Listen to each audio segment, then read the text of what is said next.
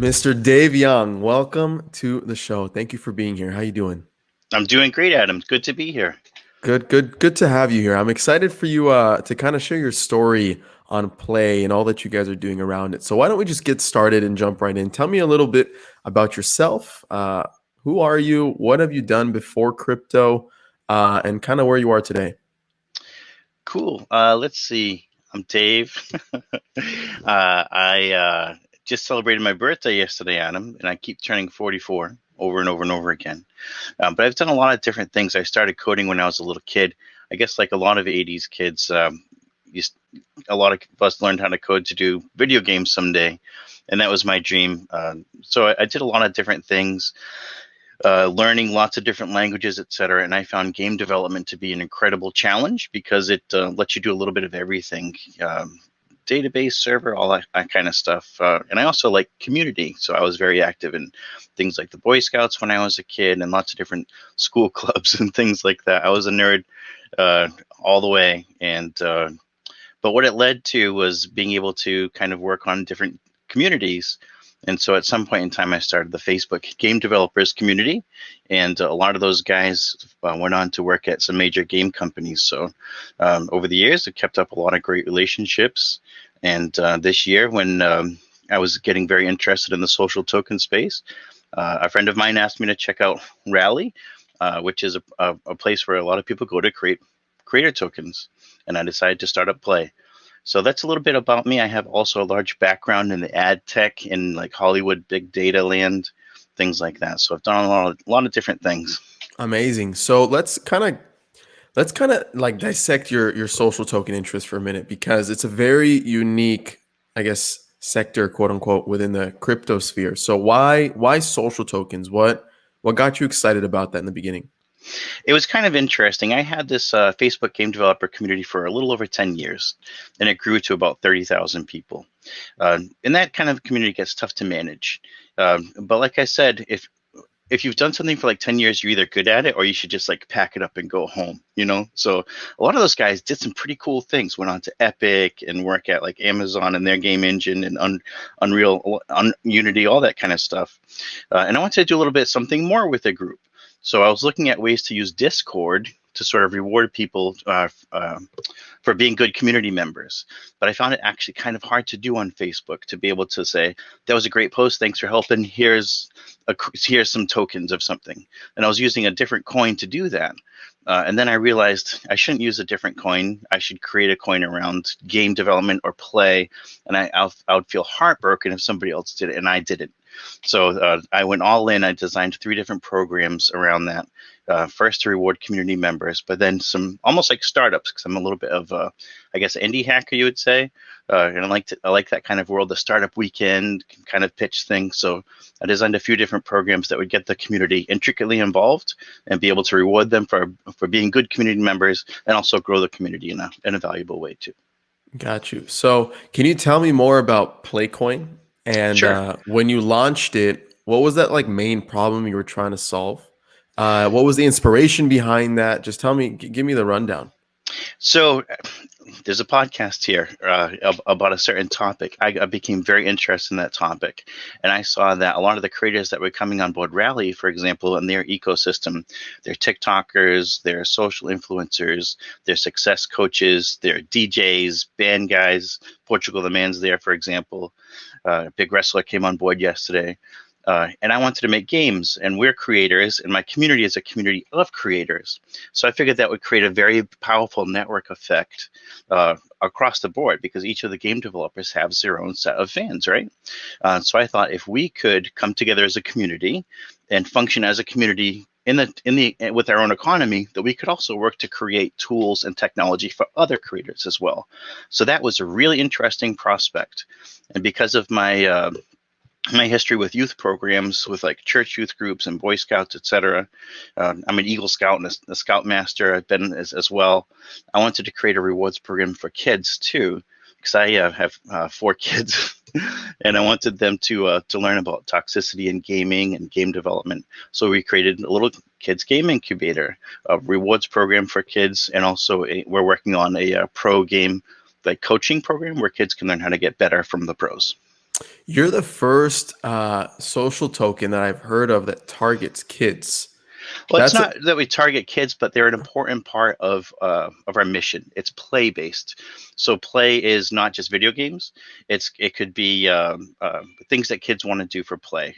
Sports teams, a lot of a lot of areas want to start up a sports team, but they may not have the funding to do it. Schools may want intramural programs, but may not have the funding to do it. mm, When kids, when you're born and you go to little league teams and baseball and football, etc., you go from team to team to team. You may carry a trophy. That's a meme, right? You know, uh, Kids get a trophy at the end of the season.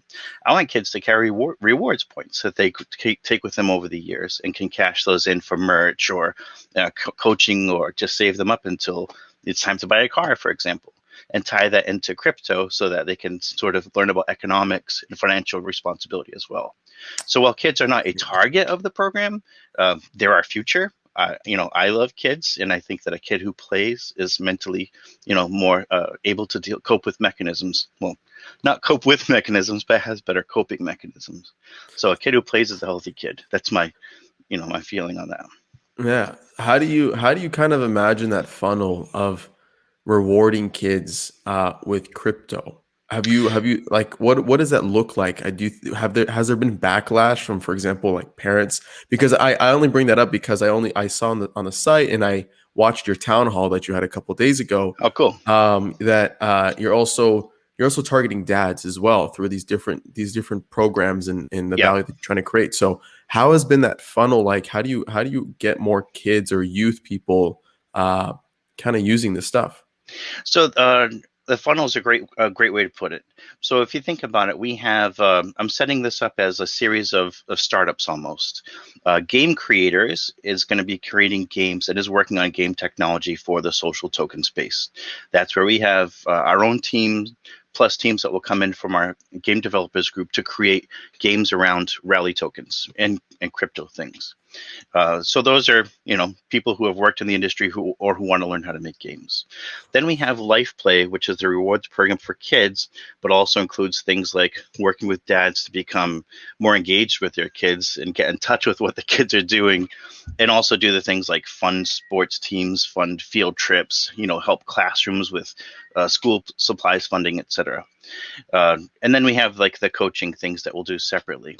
So the way I see the funnel working is that we're working on revenue production, which is creating games, and that's kind of like our primary driver in the startup model.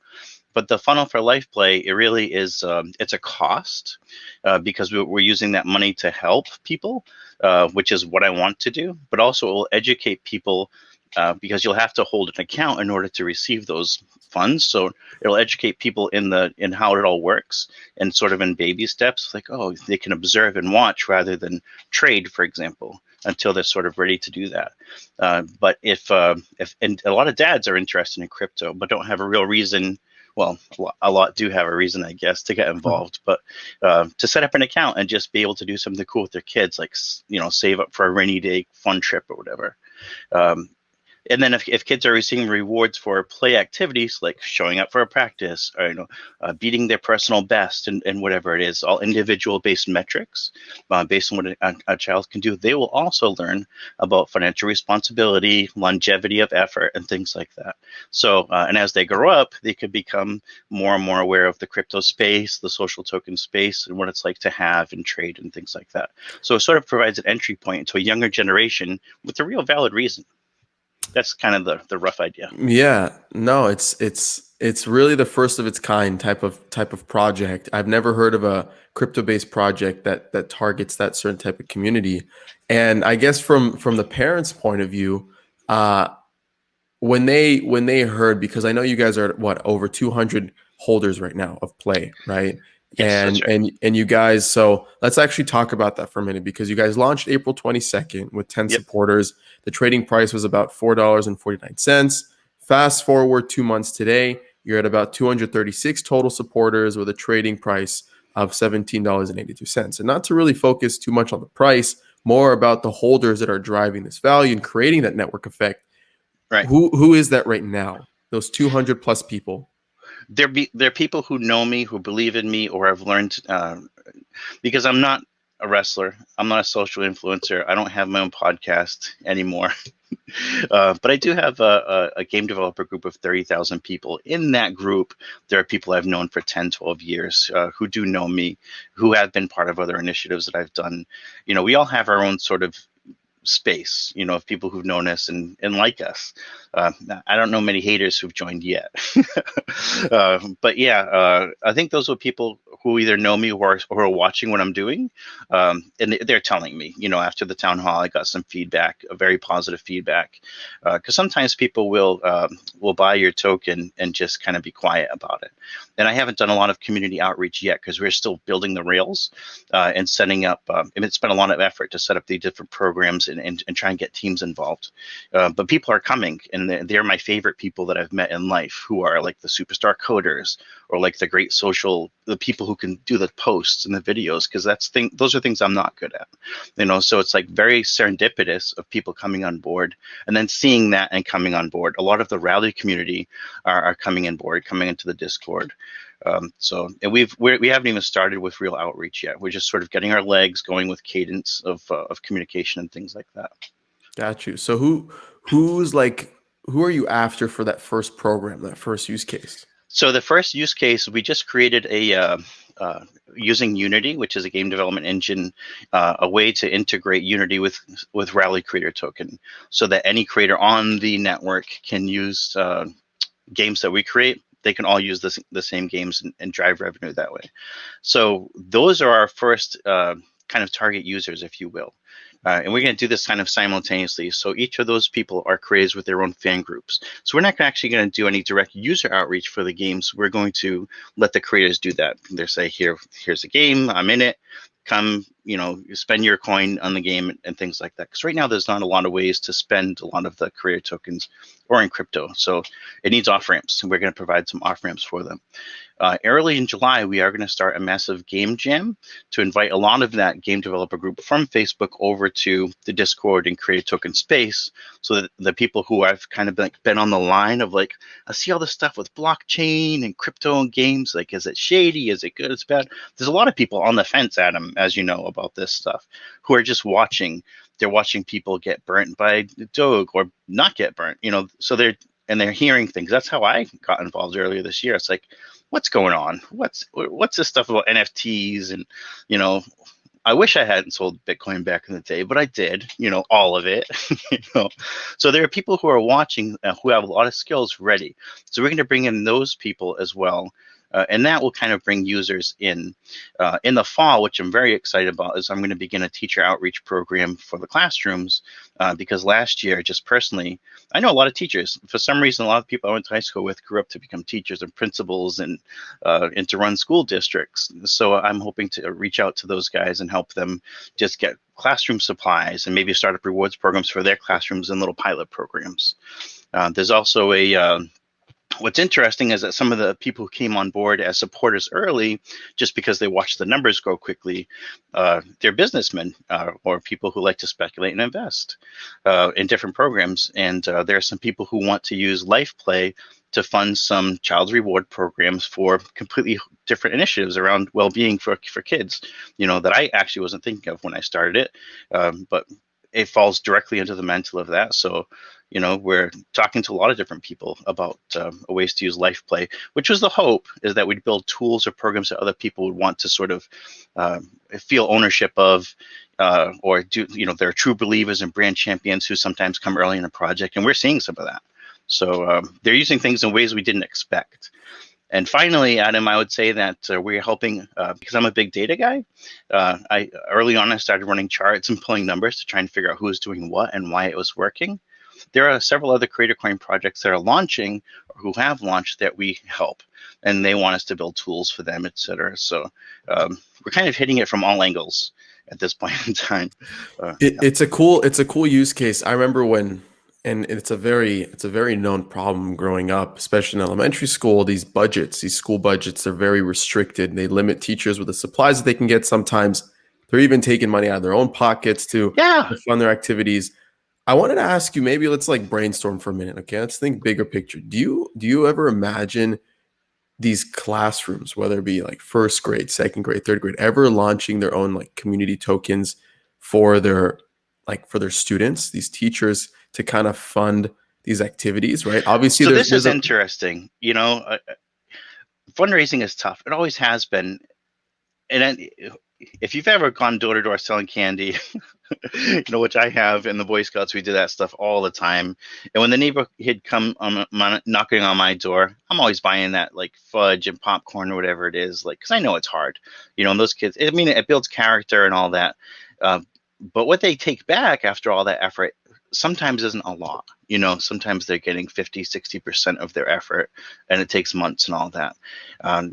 I actually see Life Play and then to extent Playcoin as a way to provide fundraising mechanisms. And here's why it kind of works really well. Right now, the economics on some of the creator coins are such that they have 0 transaction fees. So if a classroom were to, for example, start a fundraising project for a field trip, there are 2 different ways in which a creator coin, their own creator coin or a very special themed creator coin, or maybe even Play could help with, is that the parents or anybody who's interested could have a very easy digital link they can click on to donate that could Mhm. go to a specific project. There are no transaction fees on some of these platforms like Rally. So almost 100%. I mean, a smart program would use a little bit for administration, but that allows most of those dollars to flow directly to where they need to go. So it's actually a really smart fundraising mechanism, and that's what we intend to help pilot in the fall with our coin. And if it makes sense, as some of these platforms move to more self-service instead of like vetted onboarding, I think we'll actually start to see some better use cases around that. So my intent is to Yeah. pilot a little bit of that. I mean, why wouldn't you? 0 transaction fees, let people come in, also, be interested in crypto. The funny thing about it is that if a parent or grandparent or whatever were to buy some coin and with the intent of fundraising, and they sent, I don't know, 75% of what they bought to their goal, because right now we have a Life Play fund where people can send, coin anytime they want, or they donate some of their rewards every week, and they keep some and they realize, oh, there's an upside. I mean, there's potential downsides too, but over time it does seem to grow, which is interesting. That's not something you get out of fundraising now. When you hand over a $20 bill for a box of popcorn, or maybe it's like $100 these days, who knows? You're like, it's gone. You don't get any upside out of that. Right. So it adds a whole nother kind of twist, a different side, which is it's entertainment as well, and it's there's a financial benefit as well, possibly. Yeah, I only asked that because I remember being, I think it's first grade, and I had this teacher. Her name was Miss Chapeau. She was one of my favorite teachers, and I remember us like for whatever reason like encountering that problem. And now that all this like this new form of like tokenomics and social money and all these new forms of fundraising and kind of making crowdfunding more efficient to an extent and what that kind of looks like, I wonder if down the line there will be scenarios where teachers kind of approach their classrooms as communities, and these tokens they grow with the kids, right? Or when they become when they move on to middle school and then high school and when they're in college, and what That's that it, kind right? of Why can't it follow people around? It just makes sense. Things are changing. There are some downsides, Adam, and the downsides are if you keep some money in something and it goes bust, that's going to hurt you. But it's very sensible to be able to limit your, exposure to that, I guess, yeah. and take advantage of the mechanics and the cheaper costs and the cheaper administration costs. No forms, to use and all that, and just make it one and done, and make it easy for people to help, right? Because if the easier you make it for people to feel good about something that they're doing, that's Exactly. you have to lower the barriers as many and often as possible. You should be actively attacking that stuff. Yeah. How do you guys approach barriers to entry? Because crypto is still a very hard thing to grasp, especially Yeah. if you're trying to explain it to parents now. I'm just targeting that program because I find that very, very interesting. Obviously, the gaming community is more immune to crypto. They understand what virtual money is. It was, I guess, even the first sector to kind of realize the potential of crypto. But Sure. parents, Yeah. right? Teachers, even nonprofits, right? Like how do you kind of tackle those hurdles of onboarding people into crypto? So this is a challenge we have not met successfully yet. So we have some ideas on how to do that, but none of none of the easy things have worked. For example, one of my best friends, a guy I was in scouts with back in the day, we worked hard in the kitchens, cleaning pots together.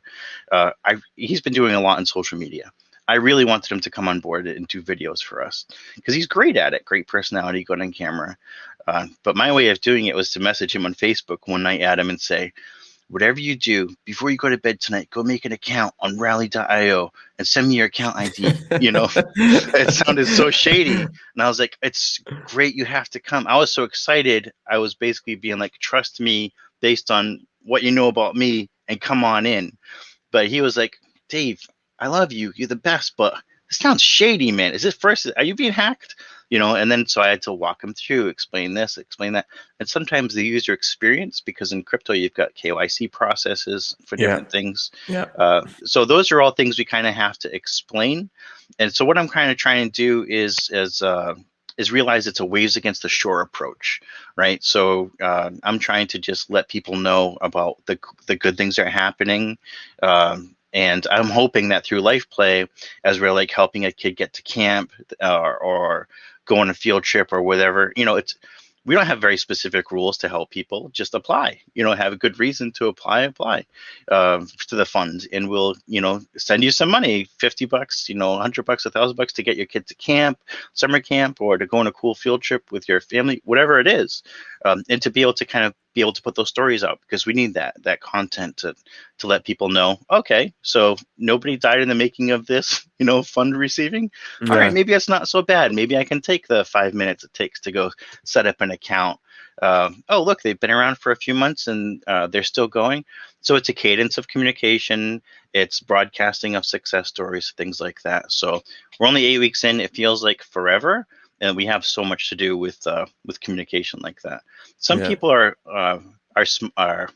very financially, I don't even know the right way to say this, but they see an opportunity, that's a good opportunity and coming early. And some of that is speculative, and some of it is, wow, I want to be part of something that looks awesome. It smells awesome. That's how I got involved, to be frank. I was wary, but after I really was diligent about it and checked all the different aspects of Rally and Creator Token and what the potential downsides were, I put both feet in and walked. I actually quit my job. That was a wonderful job, and I loved it. I loved my boss, and I got it fairly recently. But I said, I'm not going to waste the next 3 years of my life in meeting after meeting after meeting to build somebody else's dream, even though it was a great opportunity. I said, this is where I have to focus, so I can spend more time with my kids, and we can do some awesome things and help the world on a much larger scale. Yeah, it's it's very cool. It's very cool because beyond life play, beyond life pledge, you have a few categories that you guys are kind of aiming to tackle, right? So Yeah. and let's talk a little bit about all of them, right? So I'll go ahead and name all of them, and then we'll break them down. So CCG1, okay, you have the Creator Game Framework, the Creator Mastermind, Creator Services. You have a voting app, auction tool. We have the Game Creator Kids, Play Pro, and then 2 top secret slots, right? Yeah. So let's dive very quickly into each of them, really quick. We already touched on Life Play, which is targeting more of the youth and specifically dads. We kind of touched about the game creators and what that kind of looks like to an extent. Tell me more about what is CCG1? So the team I brought in to start Play, we're people who either work together in professional software development capacity. Because I've been an architect, a tech manager, whatever. A lot of us have just a lot of years hitting keys at them. CCG1 is a game project, and it was going to be our flagship game project, will be our flagship game project. While some projects are going to be MVP, crank them out, get them out into the web. This is one that's got a year and a half of tasks ahead of it, where we will have to acquire more funding and build a team out, and it's got a roadmap and features planned. So it's a collectible card game, which I hope is not going to compete with. I can't compete with Blizzard at this level yet, but it's going to be in the lines of Hearthstone, but for Creator Coin, effectively, and using cards as NFTs, using the new Rally NFT system that's coming out this summer. Okay. So that's basically a flagship project. Amazing. Okay, Creator Game Framework. What is that? So that is a Unity framework that I've created so that it will offer in-app purchasing for Unity web games. Maybe we'll do Unreal later, but allows any creator coin on the Rally network. There are 135 of them right now, and there are going to be thousands over time, to actually use their token to play creator games, web-based games, or do in-app purchases, whatever. So it will drive revenue for creators. Okay. Creator mastermind. Creator masterminds, the creators in Rally and in other places, they're hard to get a hold of. They're people who like to keep a public persona and a private persona very separate. Some of them are characters. It is a Discord where we have secrets and can talk about, the people in our community, best practices, and things like that. Okay. What about creator services? So when we started Play, we realized that we need some certain tools, like the ability to vote on an initiative. For life play and some of those game jams and things like that, we're not going to just bang the hammer and make decisions. That'd be fun, but it's kind of like a decentralized organization approach where people can vote. So we realized that everybody else was going to want to do that too. So we made that tool available to all. It was a very serendipitous domain name, creator.services. We're working on an auction tool now. We'll be doing some token drop tools, QR code tools. So basically anything that we need for Play, we're also going to make available for all other creators as well. Interesting. And I guess with that comes the donations from other creators, and then that goes to funding more of these community-based and social initiatives. Yes. And how that kind of funnels down into your entire pipeline. Very cool. Yeah. And you touched upon this in the creator services, but you have your voting app that you're approaching from a DAO point of view, a decentralized autonomous organization. How do you see that, I guess, in the excuse me, in like the bigger scope of things? For example, life play. Like, do you imagine like youth and children and their families contributing and making votes? Like, how do you think about that? So the voting app is actually set up to be based on a snapshot system that Rally was using for people to vote in new creators or vote for grants for the community. We made it so that you can vote just based on the public can sometimes vote, or if you, depending on how much coin you have, it can be a weighted vote depending on how large of a holder you are. And it's meant to, it'll support pictures and videos and everything. So anybody from a streamer can use it to say, what game should I play next, to here's a major decision in our community. Here's the minimum number of votes that's required to pass this thing, and then put the link out to the public so they can be public or private. So it's really a diverse tool that can be used for any of those kind of purposes. Could be, what field trip do you guys want to do?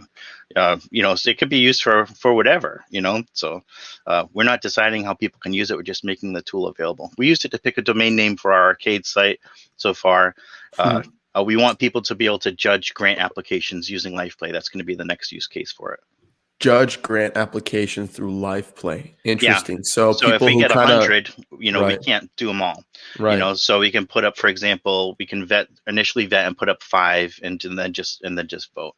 Or we can have the people say, go out to your communities, or if it's a classroom, go out to your classroom and hit this link and come vote, which could also be a potential on-ramp to our token as well.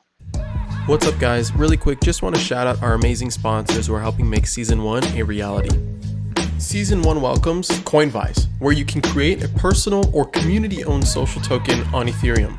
Coinvise also helps you create incentives through token rewards and bounties, NFT business models, and bot integrations for Discord.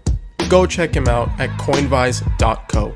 Season 1 welcomes POAP, P-O-A-P, short for Proof of Attendance Protocol, which enables a novel way of creating one's life diary.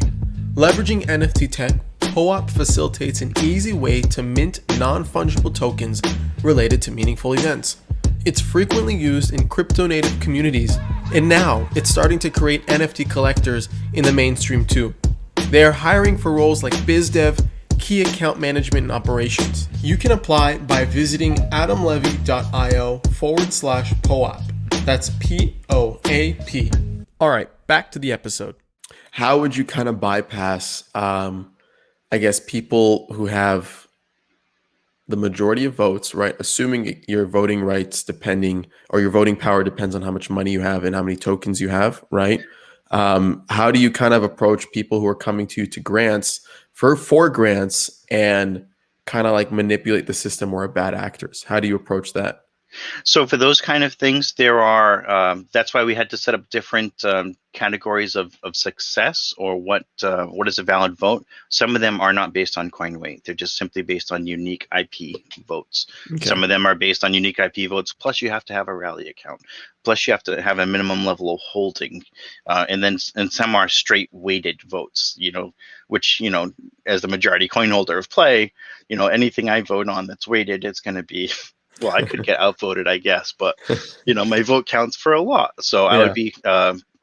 So bad actors are always going to be in a system where there's value to be extracted, and we're aware of that. So anything that, if we do put something up in a proposal where it could be gamed or there's value to be extracted, we may have to set up some different controls or mechanics around that too.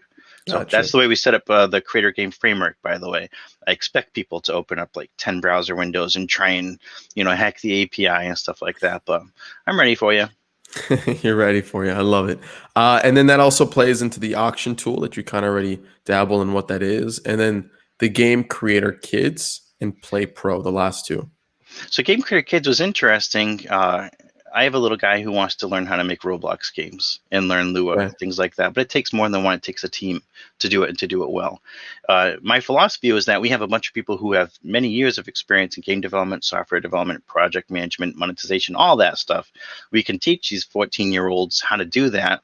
But what happened was, I was talking about the idea in a different creators community who has a ton of kids in it.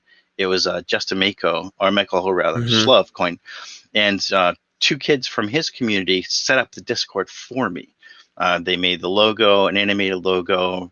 They set up all the channels, and I said, okay, well, I don't want adults to be in here because it gets weird. So I'm going to let you guys run it in like a Lord of the Flies situation, And when we start our game jams in July in the regular game creators program, we'll do something similar where we have two adults at a time that are in, kind of following Boy Scout rules, if you will, so that it keeps things safe for kids, but teaching them if they need to know about scripting or how to set up their marketing plan or whatever it Hmm. is. So, and get some little teams together of people who have the initiative, time in their hands, and want to do it over the summer to learn how to make games. So that's Game Creator Kids. Gotcha. And play pro. Play Pro is something that we want to do. We just don't have the bandwidth to do yet, but we're setting it up where I'm connected to actually a very large group of streamers called Pipeline. And they have thousands of streamers who have, and thousands of fans. I'm going to ask some of them to come on over to the game creator side of the fence and set up live streaming where they can coach people who are play coin holders. They may be kids, they may be adults who just want to get better at whatever game. So they can do private classes or group classes or fun events or things like that. So Yeah. they'll be able to trade some of your play coin into, getting a few more headshots in Fortnite at them. Got you. And then you have two top secret ones, which obviously we're Yeah, let not me going tell to you all just. about those. All right, let's do Yeah. it. Let's do it. No, the vein of those is that due to kind of I'm very active in the developer community for Rally. We get to look at a lot of different projects, and we have some internal projects too. The people who are interested in the social token space are incredible, So I have a really interesting seat where I can see people who are that I'm talking to about Rally, who are coming in, that we're going to be building massive projects for, and some of them Rally doesn't even know about yet. They're movie studios or actors or other celebrity types that. The impact of them on the community is pretty incredible. So in our position as tool builder and game creator, we're working on some pretty awesome stuff. Amazing. And the only reason why I wanted to touch what is that 1, 2, 3, 4, 5, 6, 7, 8, 9, 10. 10 different pillars that are core to creating utility and driving value. The only reason why I wanted to cover that is obviously one, to learn more about what you guys are doing, what's in the roadmap, but also two, there's a lot of creators approaching social tokens that are kind of questioning, like, how can I create value? What does that Yeah, look like? How do I generate utility? yeah. It's one thing launching a token, it's another thing rallying a community around it, and getting people to use it through different activities and perks, and either rewarding them or creating token gated experiences. hmm What's your framework for that? How do you approach that when creating value and creating utility? Well, it's actually four different pillars, but one of the guys is like, man, we're working on so many different projects. I feel like everybody doesn't know about them all. Yeah. So I said, well, I'm just going to list them all out and we'll see what it looks like. But it's really game creators, life play, creative services, and then Play Pro. And everything else kind of falls under those in a Hmm. way. So creating games, that's a revenue driver. So that's a high value driver for us and for other creators. Life Play is a cost, but also an entry point into the community to drive value. And Play Pro, that's something that can also bring people in and cause transactions to happen within the community. And then creative services, that's like anything goes. That can be web work, creating tools, helping people with launches, creating logos, etc. So we have a great combination of both inflow and transaction potential. We don't have a lot of in-coin transactions yet until probably, I guess, the games get launched or more of our tools are used by other creators. That covers all that stuff. And then, of course, there will be off-ramps in the economy as well.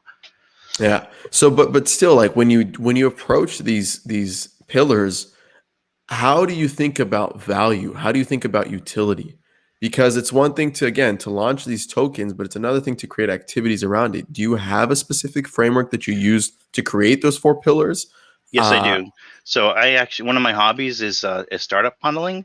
So I have a very complex set of Google Sheets that talk about different revenue streams and where things can go over time and where I can focus effort. That helped me get a decision framework very early on of where we wanted to focus our effort based on how long it was going to take to get certain MVP things into play. And to know that week after week, we have to have either something good to say or something released to keep a cadence going of people coming in and communication. So the real value is around what we can count on and then things that we hope for.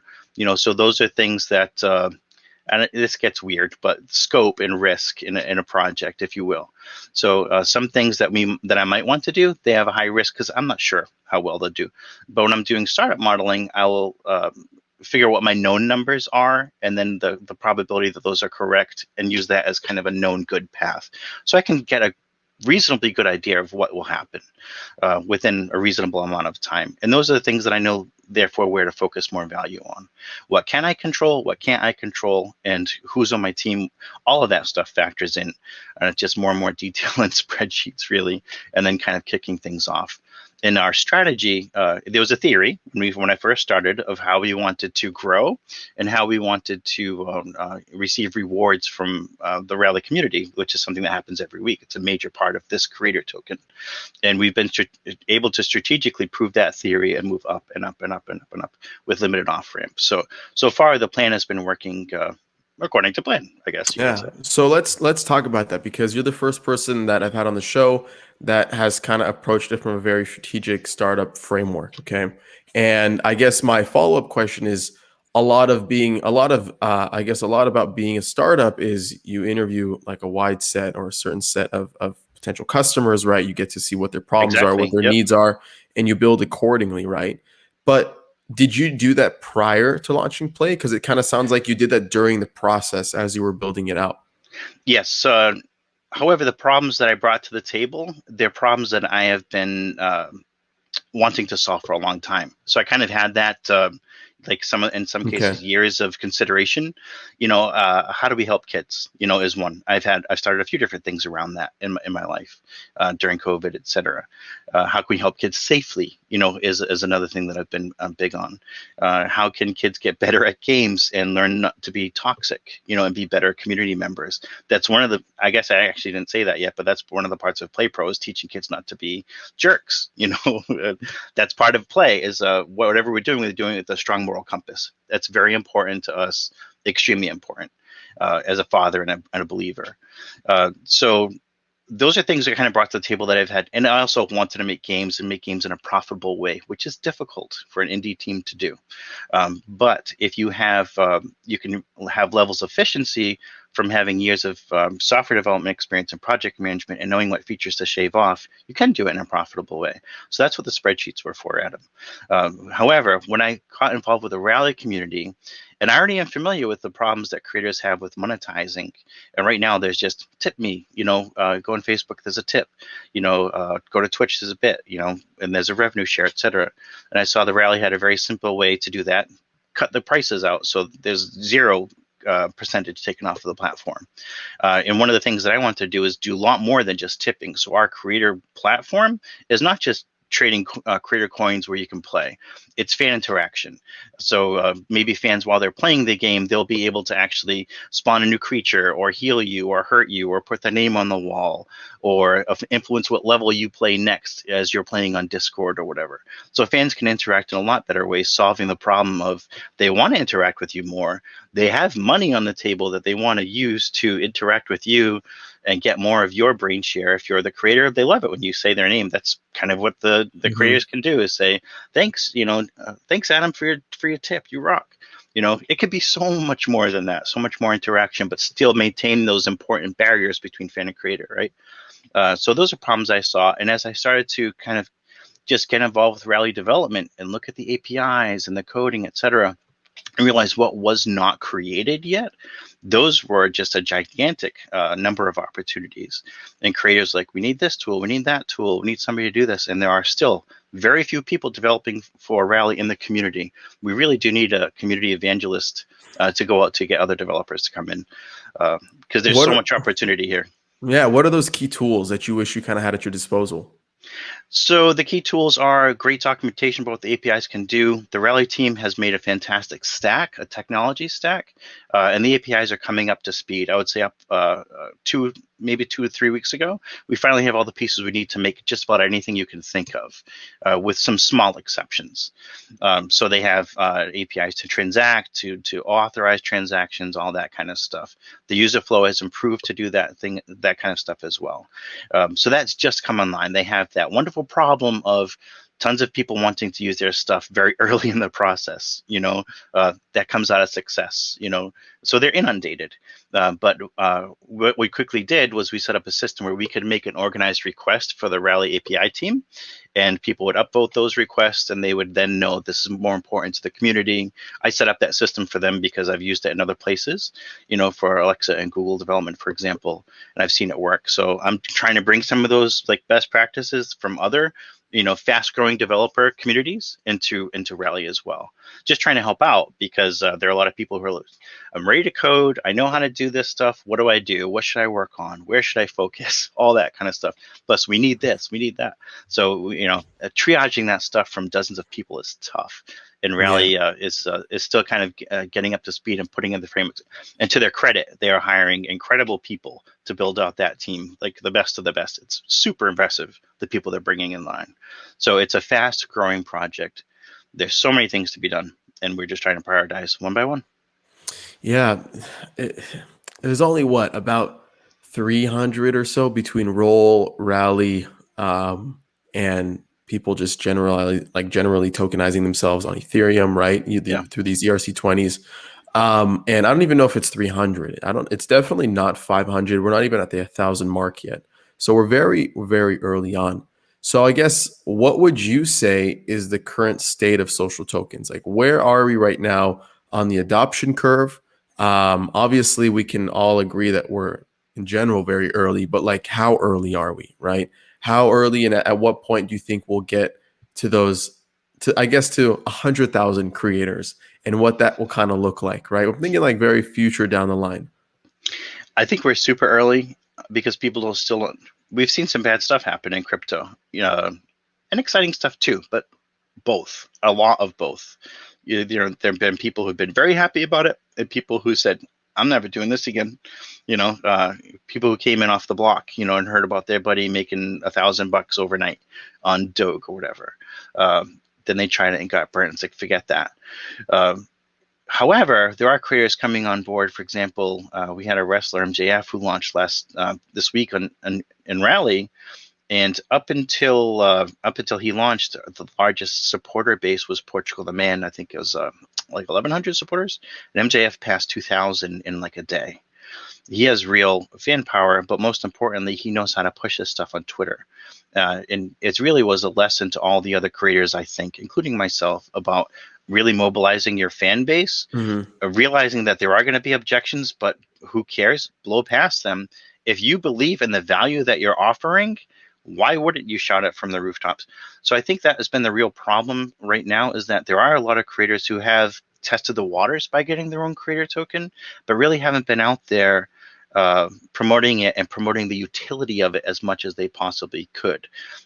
Having the there are some bands, for example, Emery, who has the Walls token on Rally, who do a great job of having things to buy for their token. That's an economy. That's what it's for. Hmm. But if you're just buying it to hold it and seeing if the price goes up and down, well, that's a certain class of people. To get to the fans and the super fans, you want to have the ability to use the token. So letting people have the tools to do that stuff, to spend their tokens, and to access their careers the way that they wanted to, that's kind of what's been missing in all of these programs. And that's where I hope developers like Play and the people that I hope will come on board are going to start to build more and more and more of that stuff. Transactions and not just holding. Very big difference. Yeah. I think one thing that obviously drives a lot of people in is either monetizing their communities, and of course the speculative nature of these social tokens is Yep. also quite fascinating. And from your point of view, right, you're trying to do very much more obviously social related activities, but I'd even say to an extent like not philanthropic, but very There's community, a piece very, of that. yeah, Yeah. there's a piece of that, right? But you know, when you're tying those types of actions that you're trying to do to a speculative asset, right, that in turn tries to fund teachers, provide grants, incentivize students, right? To an extent, it feels like, I mean, the more people that buy in, obviously, the better it's going to be, the larger the network effect, the I more think value about that's that. going to be Yeah. generated, right? But even at its essence, these tokens, they fluctuate with the state of the market, and they typically move up and down on variables that even outlive Rally, right? Hmm. Like Certainly. Yep. Rally was performing much better when Ethereum was trading at $4,000 and Yeah. Bitcoin was trading at 60K. And I guess when you're building these communities around these speculative assets, like a lot of these newbies, they don't really understand that, right? They might be applying for a grant, you know, and then in the month of April or May, when ETH was at 4K, their purchasing power might have been much bigger, right? To buy supplies. And then that gets cut in Oh, half to an okay. extent. Our recommendation for that, because that's a real thing, is to off ramp. So if you receive a grant in Play to do whatever, there are two different ways we could do that. We could give you Play, but there are some organizations who just don't have they don't have the logistics to set up a crypto account because they're tied to a fire station, for example, Mhm. who's like, you're going to use this special account we have set up over here for our nonprofit, uh, whatever. In that case, we've got to off ramp ourselves and send them money.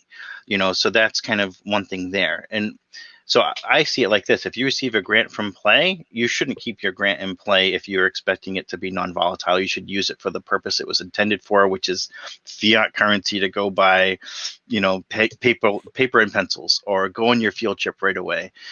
If you had an account and to receive that Play, and you decided to buy 100 Play and see what happens, that's whatever. That's not risk, but your capital that you need to use for your project, convert it into a stable currency and do what you want to do. To that point, Rally has actually introduced two new things recently, which affect this tremendously. One is they hired a very awesome guy to go out and do stability for the token. So he's a liquidity expert. He's been involved in some major projects, and the goal is to not increase the price of Rally per se, but to help stabilize it. So he's working with a very intelligent approach on the markets with market makers and crypto education, things like Mhm. that, to bring awareness, to bring volume, and therefore not have it be as unstable as some of the other coins are. Two is that Rally has introduced a larger token bonding curve, which they just released to one creator this week, which lets her price be extremely non-volatile with respect to her own economy. It's still going to be volatile with respect to Rally. However, some of the creators in our mastermind have realized that by working their economy in a certain way, Adam, they can help control the liquidity. For example, if they keep a lot of Rally on hand, they can maintain this stability of the price much more by countering sells, for example. So that's a little bit more of needing of a war chest, but there are definitely tools that can be applied if you have need of a more stable coin. The other hand of that is the excitement of speculation and price movement. So you've got to kind of balance those things together. Yeah. So I'd even argue, and I'd love to hear your thoughts on this, is like to an extent, you're going to have a lot of people holding your currency, right? And contributing and providing value in your general community. Yeah. But I think down the line, you'll have even more people trading and speculating on it because of the nature of how these public markets work, right? How do you kind of think about that and approach that? And even more so, how can you, I guess, incentivize those speculators to be more part of the community rather than just try to extract liquidity? I reached out. I reached out to them. So when I first launched Play, some people bought Play. They took advantage of the rapid price rise of Play in USD, and then started selling as soon as they could. I reached out and said, "Hey, why'd you get Play?" And got to know you a little bit better. And I said, instead of selling in all these little chunks, to disguise what you're doing, whatever, just wait till Thursday. You could take it all out then. I don't know of any major sales that can happen before then, but it's making my transaction wall look bad. Can you please just wait till Thursday? And he waited, and then he still sold. But then a couple of days later, he was like, you know what? I was thinking about it, and I really like what you're doing here. I didn't even have any idea about what you were doing, and that's our problem, right? We need to communicate what our stuff is. But he came back, he bought back in, and now he's one of our top 10 holders, and he's introduced his professional connections were extensive, which we will be able to use later on, and he's starting to become a friend. You can't do that with all the speculators, You can't. obviously. You can't. No, because that's a very beautiful story, right? It's a very Okay, beautiful like that's one. approach, That's the right? outlier. Okay, and Right. that's not a scalable thing. Right. And we see people come in all the time. They're faceless people. They'll never respond to the emails. They don't come to town halls, Adam, and Right. they don't watch the Right. videos. They just see the Right. price rise. They buy and they sell. And I take it personally every single time when they do it because it hurts everybody. And my team are all high level holders of Play. They believe we work our butts off. We're not just sitting back. So the idea there is to build value, and and to outbuild the value there. So that's why we're gonna start some supporter. Use our programs to really build a supporter base so that we can hopefully just outpace the bots. We've absorbed some very large cells already, and it's been fine because we've hit that level. If you're a small level creator, though, it's going to be tough. We're only at a couple hundred supporters. It's nothing compared to where we want to Right. get in terms of any Right. startup or user base, whatever. So really do want to build those supporters who are real into the mission. And if we're growing, they're all also benefiting. So it's just getting to that point where we can absorb those losses, and that's why I set up a few different fires instead of just like starting one effort and putting all the Yeah. eggs in that basket. Yeah. I think this is going to be a problem that's going to plague a lot of communities. And I think Yeah, it's going to actually, in the future, even might like wipe some out because of yeah, the speculation. And I'd be curious down the line, like I've even communicated this to other speakers who've been on the show, like a rally advisor, for example, like what about, and I don't even know if it makes sense yet, right? But what about what about creating stable coins for creators that like you capture the essence, like you'll still have this speculative play, but you capture a lot of the essence and store it through a stable coin that you can then lend out to a network and receive interest on that. right. Like maybe there's You could different use the like same mechanics, that they're just different, named differently, and leaned on differently. I love having an economy that we can function in. It's wonderful sure. to pay people that do projects in Play into. It's really neat to be able to vote with the economy and token. I love all those aspects. I'm not sure yet how you enjoy the positive benefits of speculation without the negative, side of that stuff.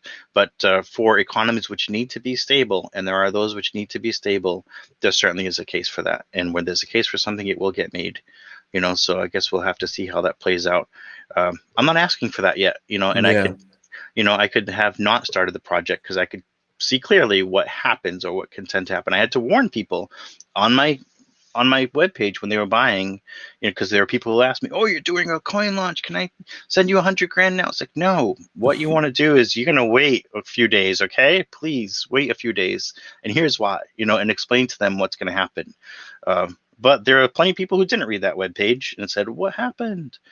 So it's, and I don't know how you can't reach those people. They're faceless, Yeah. they're nameless. Yeah. They just want to buy early and sell quickly. Yep. That's kind of like but it happens in the stock market as well, right? You It's just true. it's names on the other side of a screen. So Yeah. big problem to solve, Adam, and I'm hoping over time we can get through it. Yeah, I think there will be ways to get through it. I'm confident as more people use this, it's going to be a problem that more people encounter. And at Yeah. some point, it's going to be a barrier to entry for creators because they're like, why would I want to put my fans, for example, let's say musicians, why would I want to put my fans in a state where the market, like I get the upside, I get I get the value of growing, my fans growing with me on a financial level and associating a number to that, right? A monetary number, but at some point someone loses to an extent, right? To Hmm. an extent, right? And it's either you guys lose together at a community, as a community, right? And the market fluctuates up and down and the holders, they go through those cycles. And you could even argue that if there was no price associated with it, communities still go through ups and downs, you So here's know? something weird that happens, Okay. okay? Because we've been through two major downs, if you will, already Okay. in 8 weeks, okay? I don't know if that's par for the course, whatever. One of those was market Welcome to related. crypto, baby. Welcome to Yeah, I crypto. know, right? One of those was market related, okay? When ETH dropped, and the other one was SAR related. When a bunch of our specs, we were at an all-time high. We had grown quickly because we were releasing a lot of news that came with positive growth, real growth. The early speculators left. It took a huge chunk out of our price. Um, Here's what happened. Some people were upset about it, but it's like we got through it.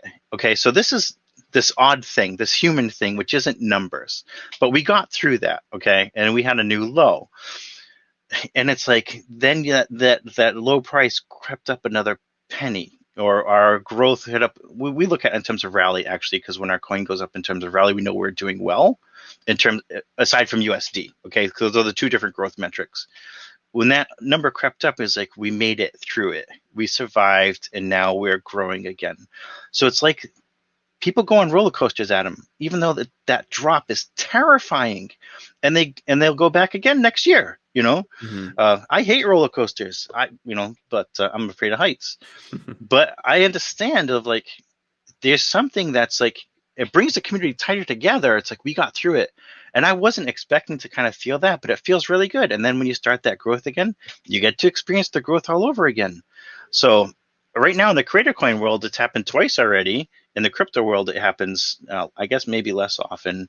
But I guess as the numbers get larger and larger, it will happen more often. It feels good to get through something together, and I wouldn't have experienced that without having the coin. There was no way for me to have experienced that as a group Sure. together. Our Sure. financial hits we tend to experience very personally. Something bad happens to you. You get hit with a huge tax bill or a car repair or whatever. Something happens. You experience that alone. But experiencing that together with a community was a whole new experience. And we got through it and are coming back up again. That's Where can you find that? You can't, right? You can't do that right now. Like you can't really mimic that without tying some form of like I wouldn't have financial. looked for it. Yeah, but But it now comes that it's here, naturally. Yeah, it it comes feels good. organically. Yeah. Yeah. It's like when you go through boot camp, okay? I was in the army. You go through boot camp, those people you went through those few months with, you came out. It's like a band of brothers. Yeah. So it really tightens a community. So maybe having that community around a social token, and we'll see. That's just a theory, an early theory. Right. We'll see what happens there. Yeah. You have a very, very big mission. You got a lot of stuff to do ahead of you to make it happen. What happens, for example, if uh shit hits the fan, as Yep. sometimes does, and markets get liquidated, or the SEC comes in, they're like, actually, these social tokens, you can't be trading and speculating on people, and all these platforms that treat it as loyalty and rewards, Right. programs and memberships, like that's just a gimmick for launching a token to an extent, right? I'm thinking out loud over here, right? Okay. Even though there is the loyalty points, there's the membership aspect. I agree 100%. But let's just say, okay, hypothetical, markets get liquidated. How do you continue building this community beyond crypto? As long as Discord or Facebook groups don't go away, I'm good. We went through something as a community. We're going to go through lots of other things as a community. We went through COVID as a community. Uh, well, I mean, not this community, but others. Uh, you never know what's coming next. Yeah, The strength of your bonds together helps you get through stuff.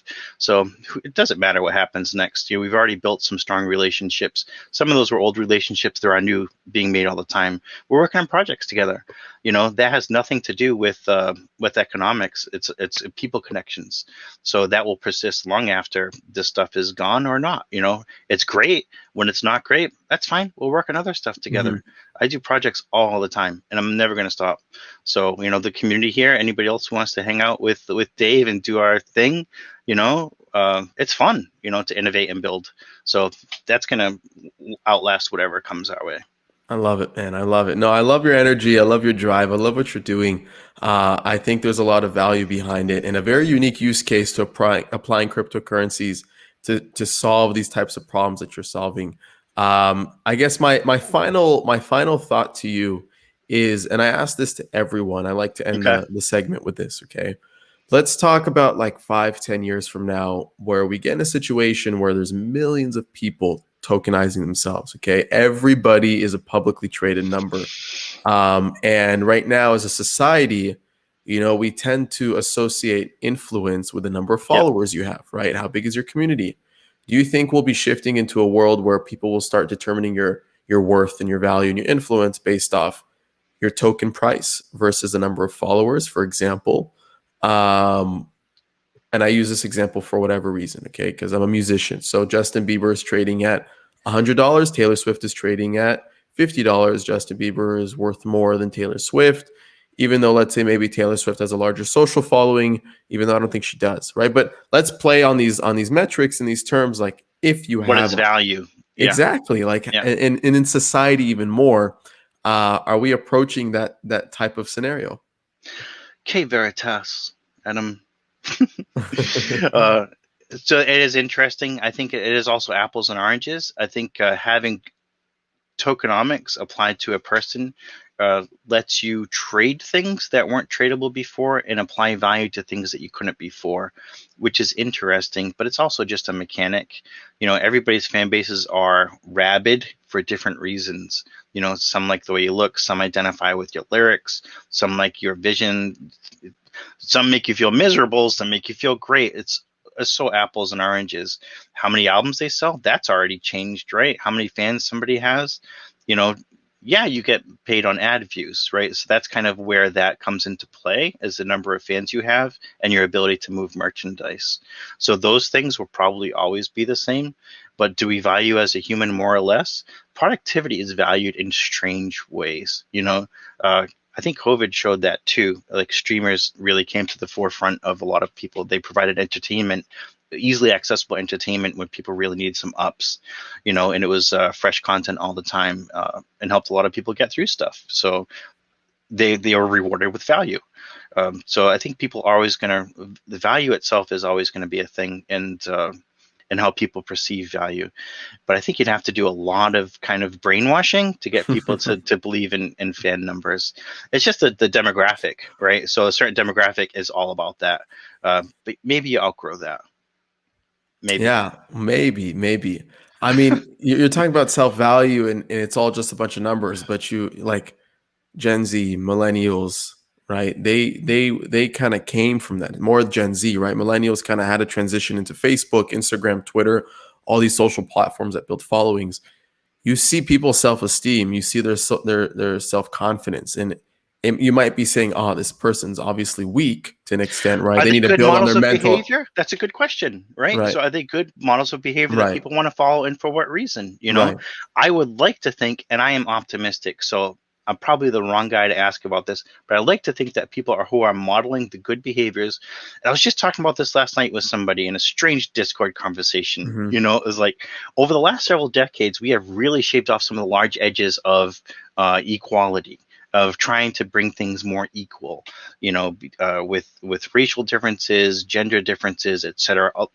We look at things more than we ever did in decades past, I'll say, and try and say, is this equal, is this unequal?